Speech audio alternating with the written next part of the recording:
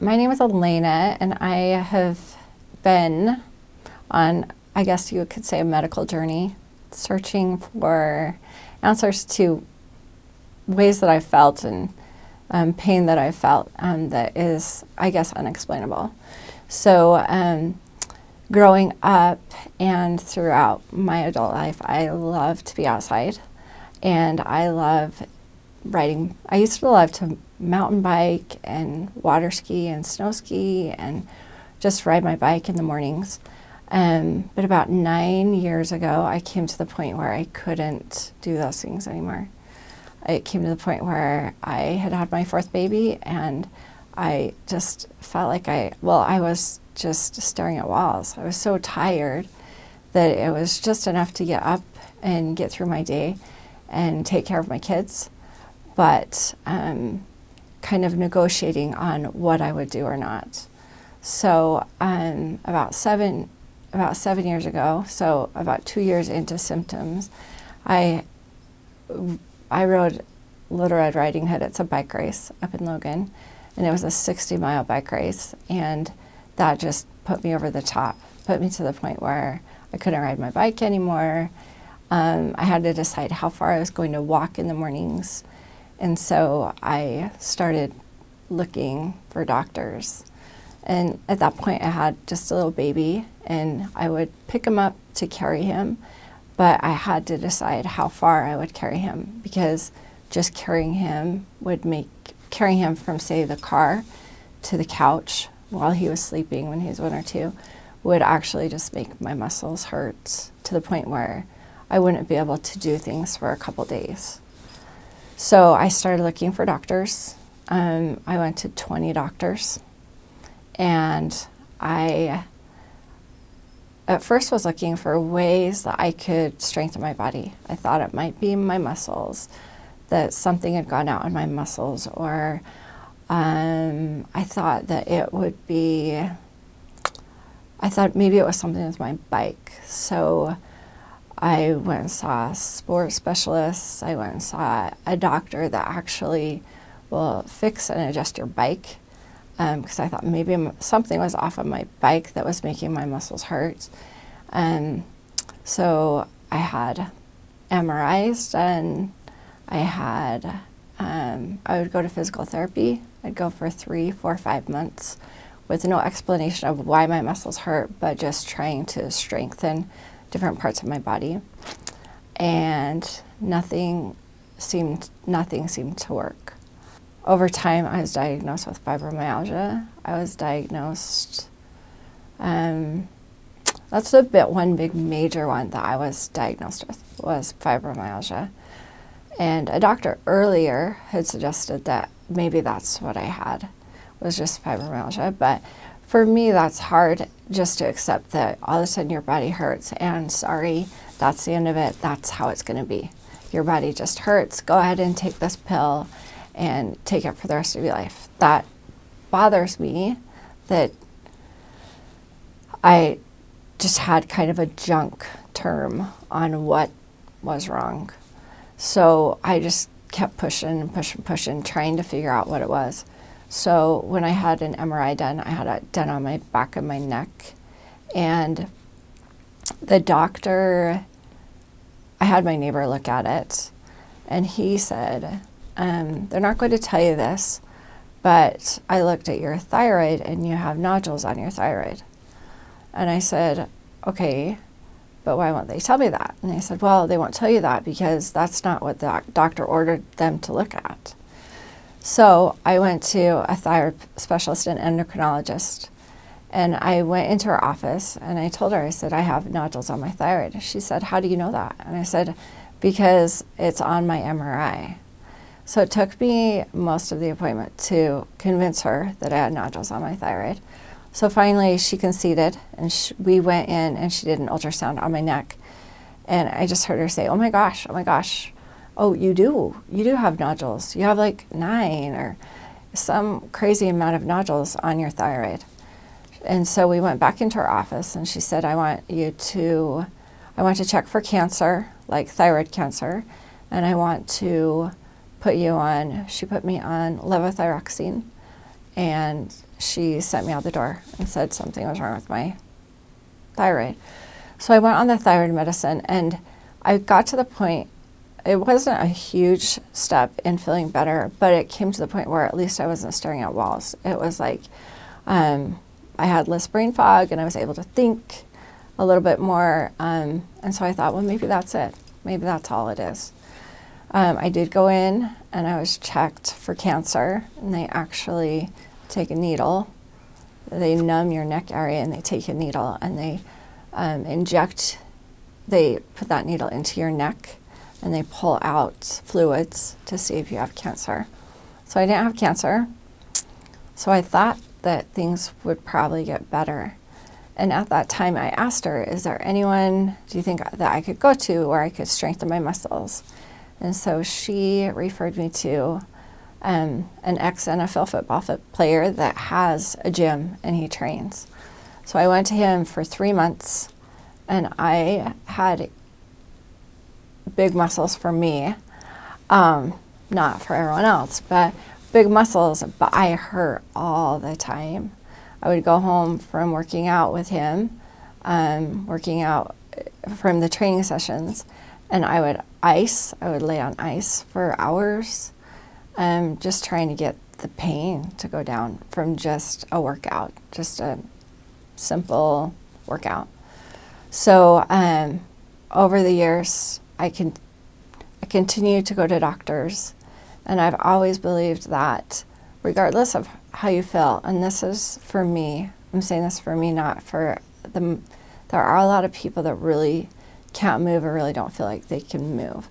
But I've always felt like I needed to get up and move, that regardless of how I felt, it was more important for me to move than to stay in bed. Because for me, one, staying in bed is depressing. Two, it didn't matter if I was in bed or moving around. Either way, I would hurt. So it didn't matter where I was. Like, it wouldn't take the pain away. And just a life choice for my kids and for my family. I felt like I needed to move because I need to take care of my family, and I need to be in a position where I can be their mom in the best way that I can be their mom. And for me, that meant getting up. And for me, that means that regardless of how I feel as a person, regardless of how much pain I'm in, my husband and my kids, their well-being, and us moving ahead as a family, regardless of how I feel, life will still go on. So I wanted to be a part of life. So I guess as a family, we've figured out how to make life go on, and to still go on vacations, still go on trips, and still spend time together as a family, even though I can't be as active as I want to be.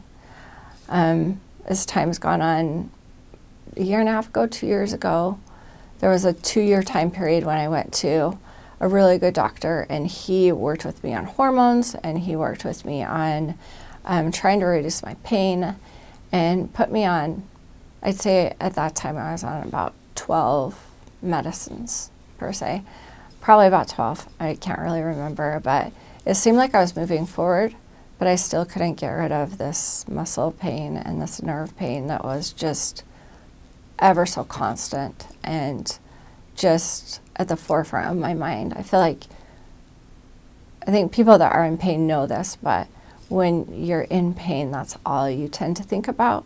And it's hard to push out. It's hard to be present. It's hard to be present in your own life and in other people's life, because all you think about is how much pain you are in day in and during the day and at night. And so it's just a constant nagging that is there, I guess, when you're in pain.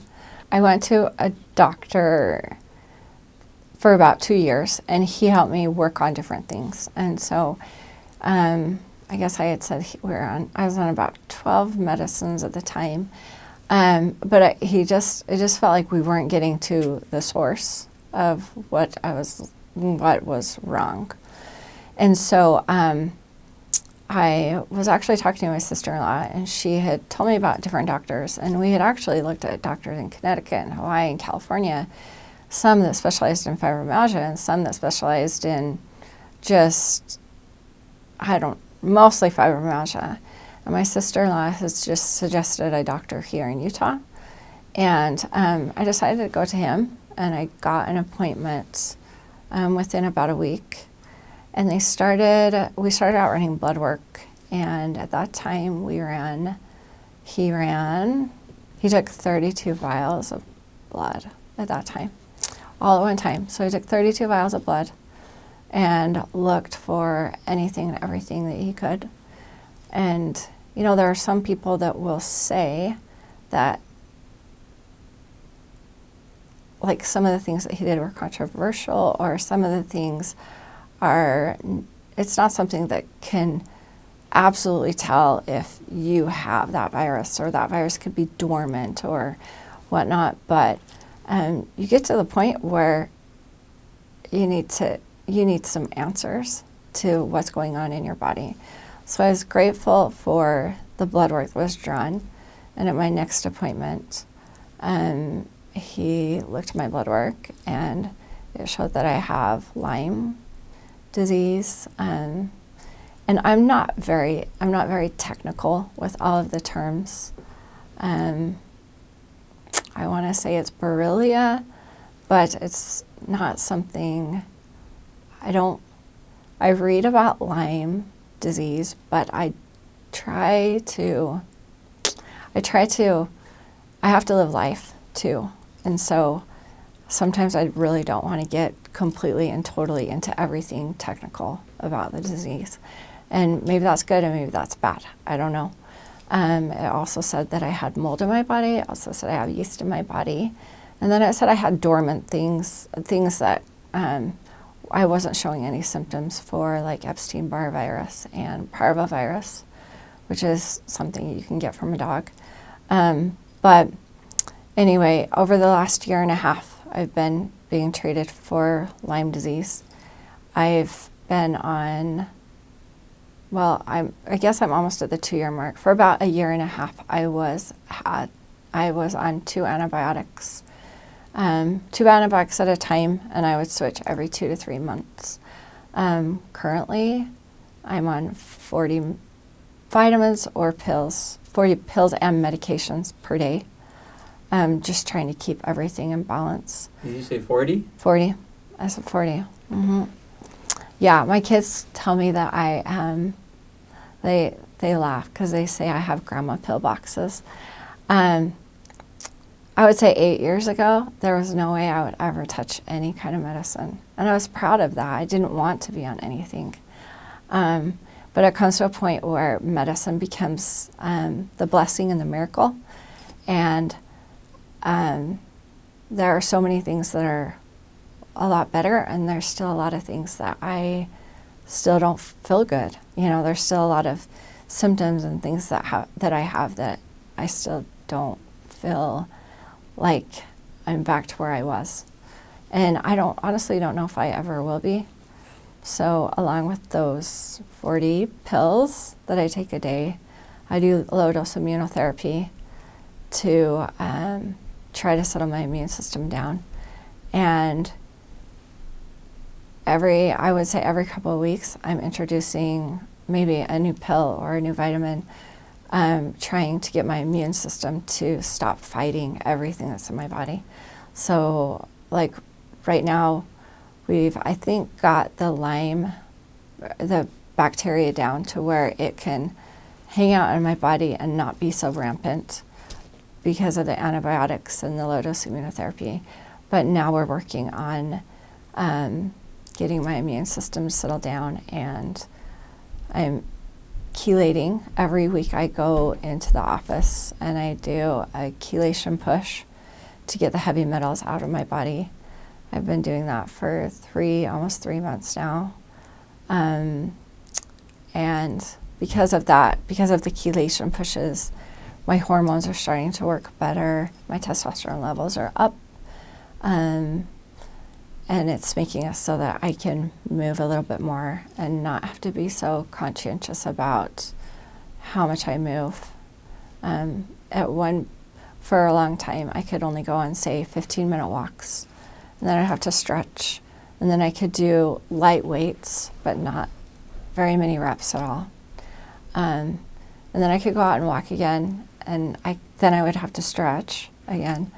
But then to alleviate muscle pain and stuff, I have to ice my whole body down every time. Like every time I exercise before I get in the shower, just to try to alleviate the muscle pain. So I guess the muscle pain is like with Lyme disease, it's like my muscles tighten up to the point where they're just rock hard, and there's nothing that can alleviate that pain. There's not a roller, like an exercise roller that you roll on your legs or lay down on your legs to break up the muscle, to break up the muscle tightness. The one huge thing that I found is just a chiropractor that has been able to does a method called advanced muscle integration technique. It's called AMIT. And that is the one thing that I found that has made it so that he can help my muscles settle down and bring me back to a point where I can move again. As of like a year ago, for about 3 years, for 4 to 5 years, I've been going to this chiropractor. His name is Dr. Knight in Kaysville, and I've been going to him, but for a couple of years, I would have to go every week. I'd have to go to the chiropractor every week to alleviate the muscle pain. And now I'm to a point where I'm going once a month, which is awesome. I'd honestly like it to be even less than that. But I think because of the chiropractor, that's the reason that I have been able to move, to be able to get out of bed and be able to walk around and move, I guess. If things get really bad, I have to take a break and be in bed for a day or half the day or take a really long nap. I love sleeping. I like to get, ideal is 9 to 10 hours, but I can't if I get less than 6, then my body just breaks down. Just done, too tired, can't move. So I feel like it's important to find a doctor that will listen, and I feel like it's important to keep pursuing until you figure out what the root cause is of your pain. Because I think in a lot of different diseases, people have pain, but there's no explanation of why. And I feel like you have to push to get what you need. And sometimes it's not fun, and sometimes it's expensive. But I'm grateful that I know what I have, and I'm grateful that there's a way that I can work on fixing it. From what I understand, it's not a short-term thing. It's not something where I can be better in a year. And again, I don't know what my breaking point will be of where I'll be to that's as good as it can get, or hopefully I'll get to the point where I can go back and do those things that I love to do. Because sometimes I feel like